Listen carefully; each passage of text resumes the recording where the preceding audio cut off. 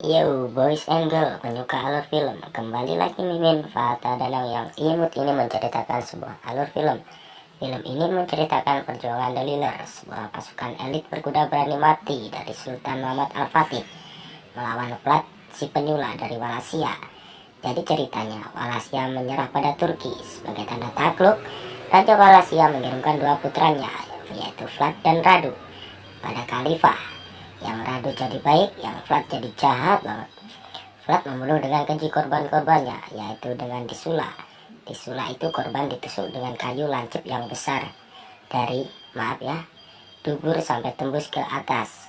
Ada yang tembus perut, ada yang tembus dada, ada yang tembus kepala, ada yang tembus ke punggung. Setelah itu kayu tadi ditancapkan di tanah. Jadilah mayatnya kelihatan seperti berdiri. Khalifah Turki Utsmani mengirimkan duta besar memperingatkan Vlad agar menghentikan kezalimannya, tapi justru duta besar itu dibunuh dengan dipaku kepalanya karena sang duta besar tidak mau melepaskan sorbannya.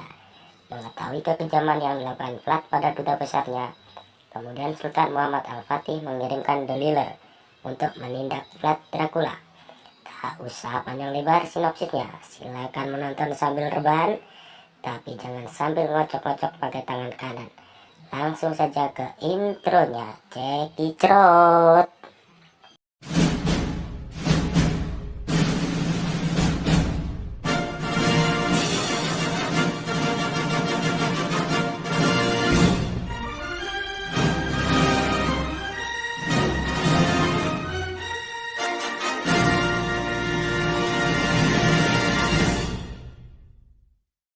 Berlatar waktu di pertengahan abad ke-15, pada masa kekuasaan Sultan Murad II di Kesultanan Ottoman.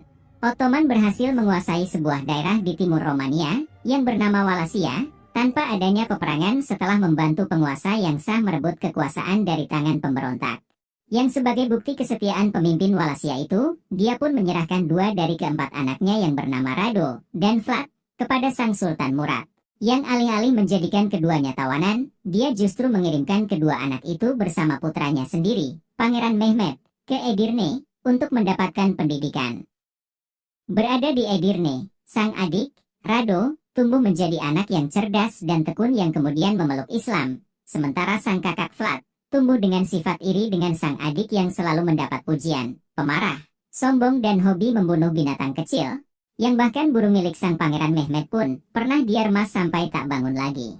Dan oleh sifat mereka, kelak mereka pun mendapatkan julukan masing-masing, yaitu Rado si tampan, Mehmed sang Al-Fatih atau penakluk Konstantinopel, dan Vlad sang impaler atau penyula. Sekedar informasi, sula adalah metode hukuman mati dengan cara menusukkan kayu runcing ke lubang pantat, hingga menembus badan bagian atas sang korban, dalam keadaan korban masih hidup. Yang atas metode hukuman kejam yang dilakukan oleh Vlad kepada rakyatnya, yang sebagian besar adalah bangsawan yang memberontak kepada ayahnya, bangsa Ottoman di perbatasan, serta pedagang-pedagang yang sebagian besar adalah orang-orang Jerman. Maka Ottoman mengirimkan utusannya untuk memperingati kelakuan Salim Vlad, yang telah dibantu Ottoman dalam merebut kekuasaan dari tangan pemberontak yang menggulingkan ayahnya. Tapi bagaikan air susu dibalas air tuba. Alih-alih mendengar peringatan Ottoman, Vlad justru memaku kepala utusan Ottoman karena alasan remeh, bahwa sang utusan itu menolak untuk melepas sorban di kepalanya. Yang mengingatkan Vlad tentang masa-masa di Ottoman dulu yang dibencinya.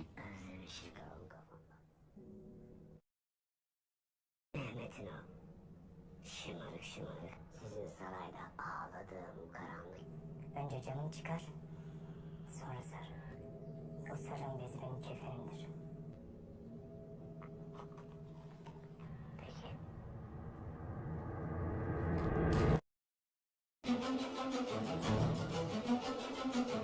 Çok sevdiğin sırrından bir daha hiç ayrılmayacak. Sen de sen tükenmezsin. Bizde de Yang tidak perlu waktu lama hingga berita yang menimpa utusannya itu sampai kepada sang sultan. Di mana sang sultan segera mendatangi sebuah tempat dan melepaskan seekor burung dari sebuah sangkar. Yang di belakangnya ada sebuah pergerakan dari pria yang bernama Baba Sultan. Ini orangnya, yang diperintahkan oleh sang sultan untuk mengirimkan para delular Utsmani untuk menghukum penghinaan yang dilakukan oleh sang Vlad III, Dracul. Osmanoğlu mülkünün deli evlatlarına haber ile. Vazife sendedir. Hakanımızındır. Maka dipanggillah para delular Utsmani itu, yang merupakan unit pasukan khusus kavaleri ringan terbaik milik Utsmani, yang kesemua anggotanya berpakaian barbar, garang, memiliki kemampuan survival, dan sepenuhnya mengabdikan diri pada medan perang, karena itulah satu tujuan hidup mereka, yaitu menang di pertempuran, atau gugur dan mendapatkan kematian syahid.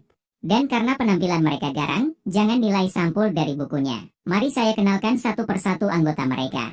Yang pertama ini adalah Gokurt. Orang yang berpakaian nyentrik dan greget. Gimana gak greget coba? Sholat saja dia di atas gunung berbatu, nan curam. Apalagi pakaiannya. Dengan aksesoris sayap di punggungnya, tentu saja dia akan selalu diincar apabila bertarung di medan perang. Kemudian ada Asgard.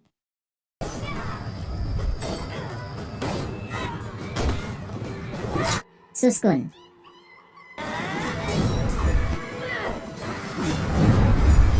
Konggar.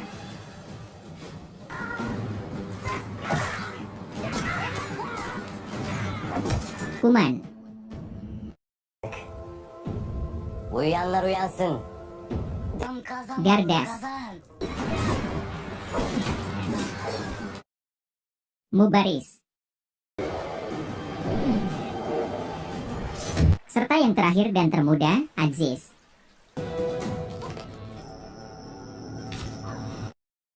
Di mana mereka berdelapan pun datang menghadap Baba Sultan, dan diberitahu misi mereka, untuk menghentikan kesaliman yang dilakukan oleh Sang Dracula.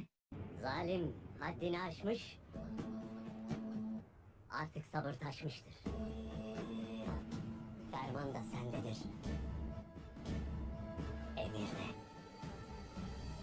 Zulmün cezasını tez verin.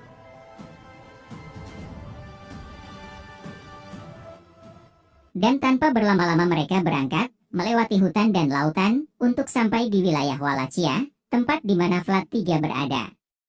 Yang di tempat berbeda, seorang alkemis atau ahli meracik obat sedang diperintahkan oleh Vlad untuk membuat senjata biologis dengan tikus yang diberi makan daging orang sakit, untuk menghancurkan Konstantinopel beserta Kesultanan Ottoman. Tapi karena tikus percobaan habis, prajurit Vlad pun diperintahkan untuk mencari apa yang dibutuhkan dengan mendatangi desa miskin berpenyakit. Menjanjikan akan memberikan sekeping emas bagi sekantong tikus yang mereka tangkap. Tapi janji tinggallah janji. Alih-alih memberikan emas, prajurit itu justru menusuk orang yang memberi tikus, yang disaksikan seorang bocah dari tempat tersembunyi. Dan berpindah dari situ, melewati jalanan yang dipenuhi mayat yang disula, kita sampai di istana tempat Vlad sedang berbicara dengan seorang putri bernama Elizabeth, yang menyarankan Vlad untuk meminta dukungan Paus untuk bisa mendapat dukungan pasukan salib. Tapi, alih-alih menuruti, Vlad justru menolak saran itu mentah-mentah, dan secara arogan mengatakan bahwa dia tidak membutuhkan bantuan Paus yang disebutnya sebagai seorang penipu. Yang menipu orang-orang dengan bujukan anggur dan roti. Menekankan bahwa dia akan mengalahkan Turki dengan tangannya sendiri, karena dia merasa lebih istimewa daripada sang Paus. Çünkü ben Tanrı'nın, benim komutanlığımın sınırları, insanları kandırmaya devam etsin.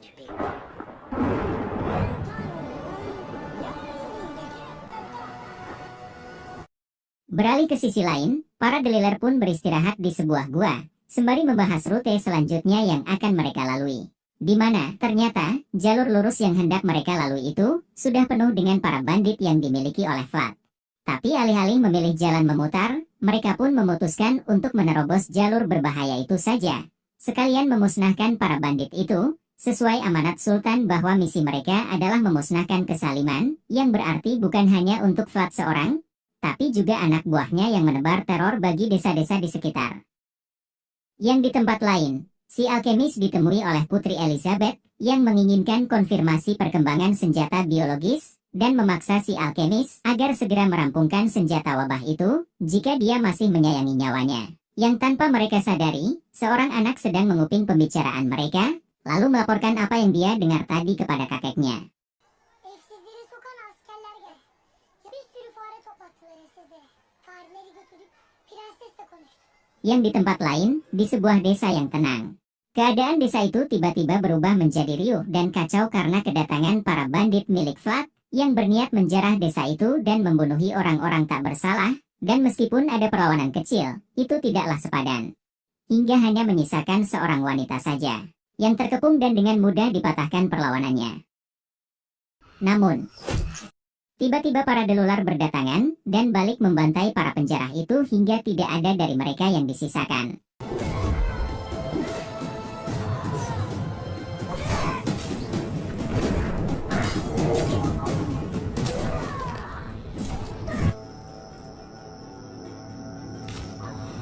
Di mana Suskun pun diperintahkan untuk mencari apabila ada penduduk yang selamat. Sementara Mubaris mencoba menenangkan gadis yang bernama Alaka, yang baru kehilangan ayah angkatnya.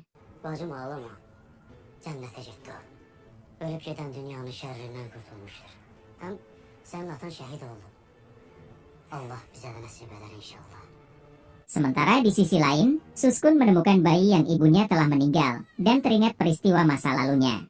Ketika dia menyaksikan ibunya yang sekarat dibunuh oleh seorang pria yang mendengar teriakan minta tolongnya, yang semenjak saat itu, dia menjadi trauma, dan tidak bisa berbicara lagi. Kembali ke kenyataan, Suskun pun membawa bayi itu ke hadapan teman-temannya, yang tanpa mereka sadari, seseorang tengah mengintai mereka. Wow cantik, maaf. Yang di tempat lain, si embah dari bocah tadi pun menemui seorang pendeta bernama Vikaris, dan memberikan secari kertas, yang mampu membuat pendeta Vikaris tertegun setelah membacanya.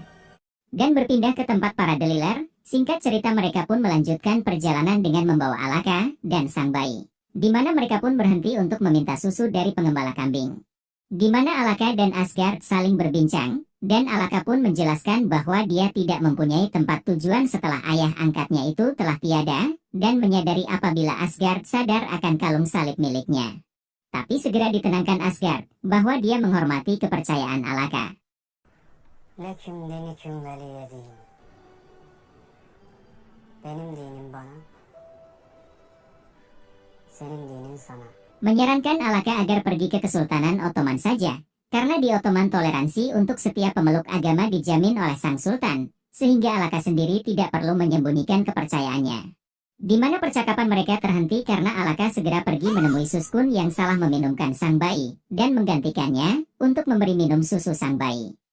Dan di tempat lain lagi, ternyata ada satu orang penjara yang selamat, setelah berhasil kabur dari para deliler, namun seolah masuk ke kandang singa setelah lepas dari kandang buaya, dirinya justru mendapat kemarahan Vlad, dan dihantamkan ke meja berkali-kali setelah melaporkan bahwa pasukan penjarahnya telah dihabisi oleh orang-orang misterius.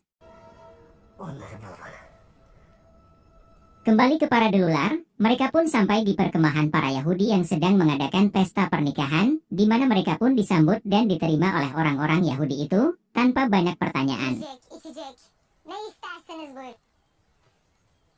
Siz daha bana bakmayın bre. Yang ternyata orang-orang Yahudi itu adalah pelarian dari korban persekusi, termasuk persekusi yang dilakukan oleh Vlad, di mana saat mereka diburu oleh orang-orang rasis. Hanya orang-orang Turki lah satu-satunya yang mau menolong mereka, sementara teman-teman mereka menutup pintu untuk mereka, sehingga mereka merasa memiliki hutang budi terhadap orang-orang Turki. Dan mungkin karena itulah mereka mau menerima para delular dengan tangan terbuka. Di mana ada satu orang dari anggota perkemahan itu yang mendatangi para delular, dan berniat memberikan makanan. Tapi karena dia tidak terlihat seperti orang Yahudi dan mencurigakan, maka Mubaris menyuruh untuk Aziz untuk tidak menerimanya.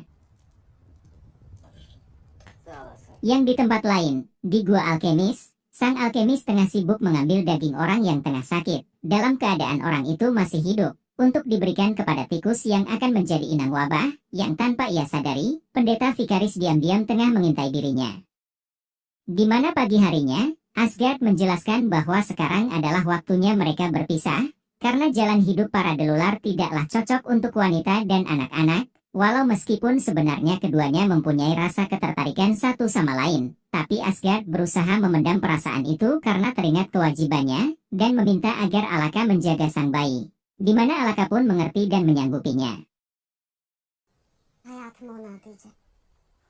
Tapi itu berbeda dengan Suskun, yang malah menolak untuk menyerahkan sang bayi, dan harus dipaksa Gokurt berulang kali sebelum benar-benar mengikhlaskan untuk melepas bayi itu. Yang Gokurt sendiri kemudian menghampiri seorang anak yatim piatu keturunan Turki, yang orang tuanya dibunuh oleh prajurit Vlad.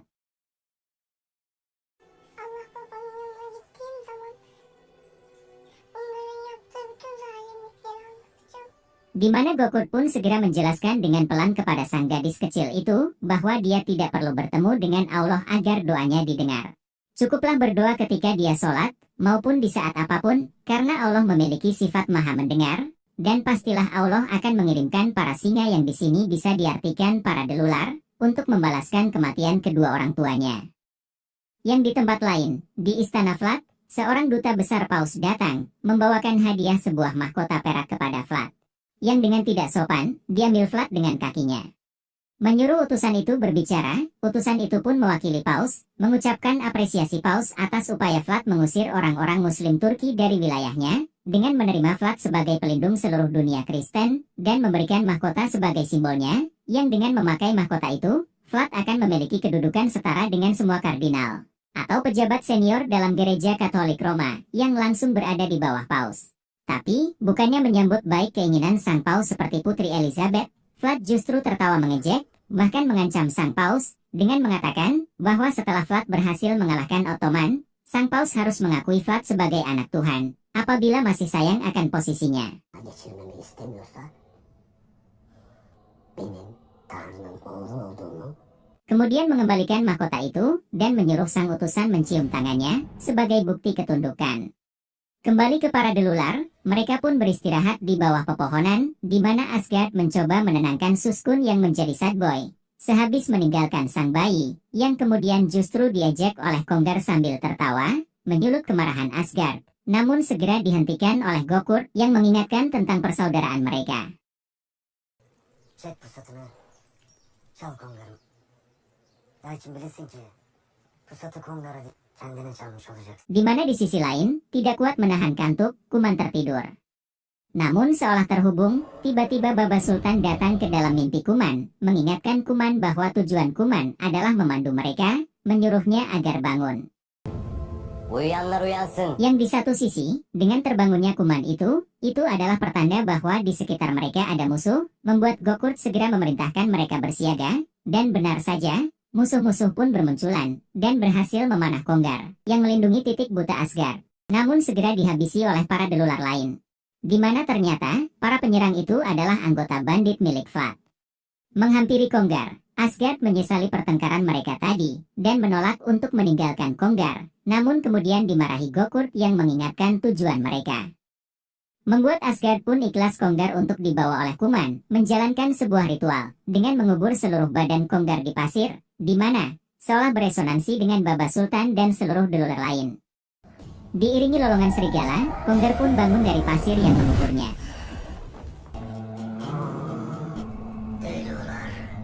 Yang keesokan paginya, para delular pun sudah semakin dalam ke wilayah Wallachia, di mana mereka pun mampir dulu di sebuah warkop, dan menarik perhatian semua orang di dalamnya, termasuk pegulat yang ada di atas ring, yang memprovokasi mereka dengan sarkas dan hinaan yang ditujukan kepada mereka,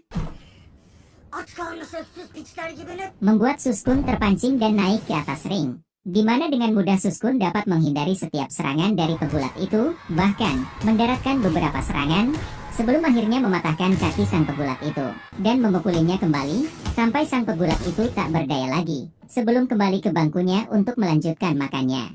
Yang hanya dapat membuat penonton terdiam, terheran-heran. Melanjutkan perjalanan, mereka pun sampai di pinggir sungai yang airnya tercemar, dan memutuskan istirahat.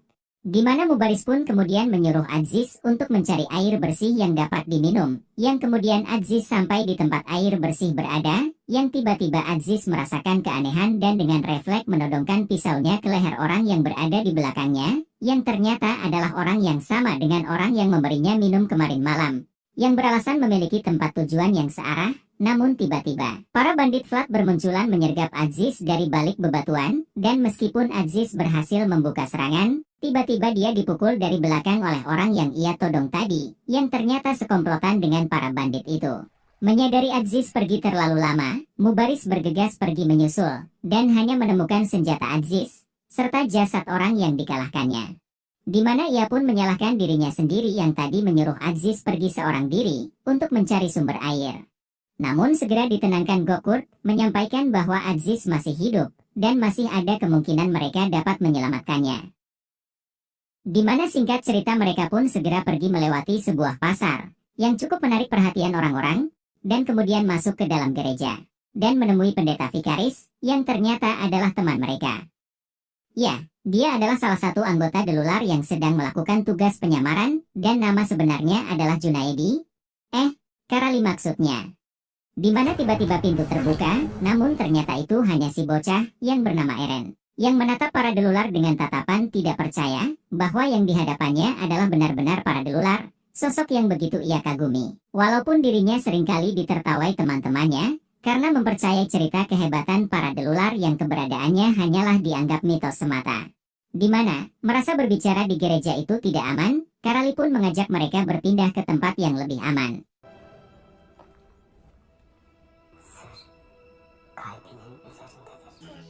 Kalbimin üzerindedir.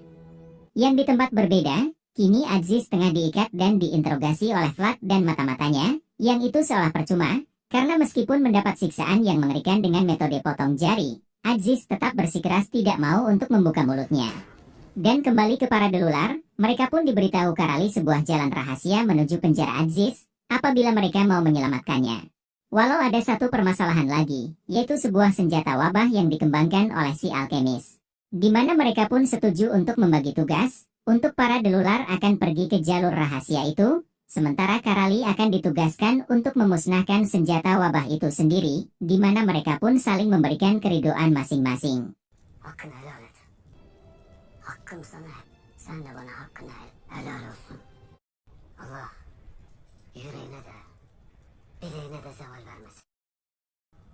Evelallah. Bir damla suyla geldik. Öyleyse kazamız mübarek, Hızır yoldaşımız olsun. Yang pada pagi harinya, Gokul memuji keberanian Eren dan keberhasilan mbahnya untuk mendidiknya, di mana Gokul pun memberikan aksesoris sayap miliknya kepada Eren, yang memiliki cita-cita ingin menjadi anggota Delular. Dan setelah itu, mereka pun berangkat pada misi mereka masing-masing. Di mana Karali pun sampai di laboratorium gua alkemis, namun tidak menemukan seorang pun, yang itu memudahkan misi dia, yang dengan segera menabur bubuk mesio, kemudian meledakkan tempat itu.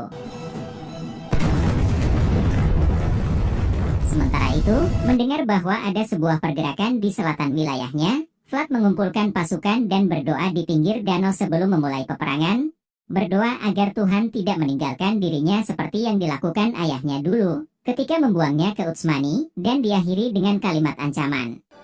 Baba, eğer sen benim o kafir ve barbar Türklerin karşı senin adında sonsuza dek karanlıkta kalır. Buset, doa tapi ngancam. Yang setelah itu, pasukan besar Vlad pun bergerak, bertemu dengan para Delular yang melihat Aziz telah babak belur penuh luka di sekujur tubuhnya, tapi masih bisa tertawa. Beralih melihat pasukan besar yang dimiliki oleh Vlad, jumlah pasukan itu sama sekali tidak menggentarkan hati para Delular, tapi justru menambahkan semangat mereka, karena mereka tahu, disinilah mereka akan mewujudkan tujuan mereka. Gaziler, dem, şehadet vaktidir. Di mana mereka pun kemudian mengucapkan sumpah mereka. Bertepatan dengan kedatangan Konggar yang telah sembuh. Yeminler! Yeminler! Sancağımı yedektim! Başlıların tacını! Başlıların başını ezmeden! Yol bastım Ali Osman! Baş tacım! Muhammed'ül emindir! Cümlet alimler! Yeminler! Yeminler! Yang kemudian dibalas oleh Vlad dengan mengeksekusi Aziz di depan mata mereka. Yang tentu membuat para Delular murka dan memulai serangan. Di mana ternyata Vlad telah menyiapkan jebakan berpeledak untuk menghancurkan mereka. Yang tanpa Vlad tahu bahwa apa yang dia persiapkan itu sebenarnya tidaklah cukup untuk menghentikan keganasan para Delular, yang kini sudah didukung oleh pasukan utama mereka yang berhasil menyusul, dan langsung terlibat bentrokan dengan pasukan yang dimiliki oleh Vlad. Di mana kebrutalan segera terjadi di medan perang dengan pasukan kavaleri saling menusukkan tombaknya ke lawan mereka. Juga pasukan pejalan kaki yang dengan sengit berusaha menghabisi masing-masing musuh di hadapan mereka. Termasuk juga para Delular yang menunjukkan kebolehan kemampuan perang mereka. Di mana tidak lama Suskun melihat orang yang membunuh ibunya dulu, dan merupakan tangan kanan Vlad, dan berhadapan dengannya. Di mana Suskun berhasil menebas dan menjatuhkan orang itu, menirukan ekspresi ketika dulu dia disuruh diam oleh pembunuh di hadapannya, sebelum akhirnya Suskun pun mengakhiri nyawa orang itu. Yang di sisi berbeda, Gokul menemukan keberadaan Vlad dan berhadapan dengannya. Sementara itu, Mubaris sendiri kini berhadapan dengan si mata-mata Vlad yang menangkap dan menyiksa Aziz, di mana dia dengan mudah dapat menebas si mata-mata itu, lalu mengalahkannya.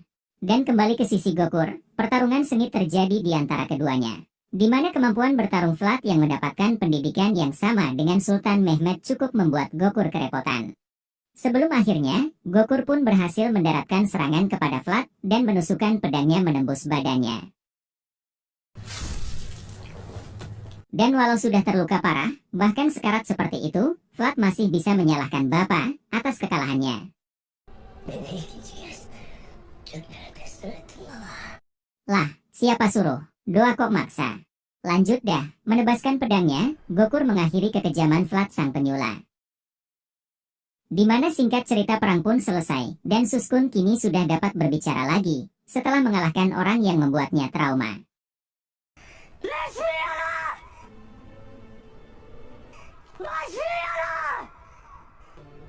Di mana setelah itu, mereka menghampiri tubuh Aziz, di mana Mubaris pun menggantikan nama Aziz dengan Hamzah, sesuai dengan nama paman Nabi Muhammad, yang juga gugur dalam perang, dan menjadi penghulunya para syuhada.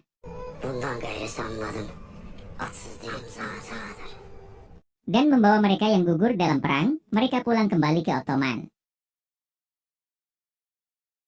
Yang di scene akhir kita akan diperlihatkan sang alkemis mengatakan bahwa percobaannya telah berhasil.